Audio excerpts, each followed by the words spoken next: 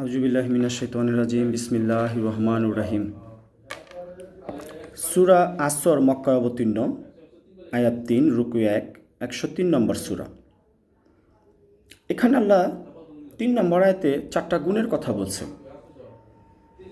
প্রথম আয়াত আল্লাহ বলল ওয়াল আসর, মহাকালের শপথ। দ্বিতীয় আয়াত ইন্নাল ইনসানা লাফি খুশ, মানুষ অবশ্যই ক্ষতিগ্রস্ত। তৃতীয় আয়াতে আবার বলতাছে আল্লাহ ইল্লাল্লাযীনা আমানু, যারা আল্লাহর উপর ঈমান আনছে একমাত্র তারাই কামিয়াব। ও আমিলুস সলিহাতি, এবং যারা নেক কাজ করে তারা কামিয়াব। তাওয়াসাউ বিল হাক্কি, এবং হকের দাওয়াত দেয় তারা কামিয়াব। ও তাওয়াসাউ বিস সবর, এবং যারা সবর করে।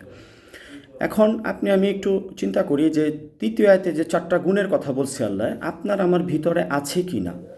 ইল্লাল্লাযীনা আমানু, আল্লাহর উপর আমি ১০০% একিন, বিশ্বাস আনছি কি না যে আমার রব মানুষ সৃষ্টি করার ৫০,০০০ বছর আগে তার রিজিক দিয়ে দিছে।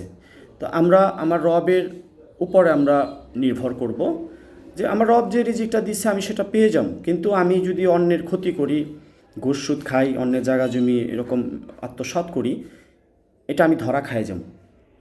দ্বিতীয় যেটা বললো যে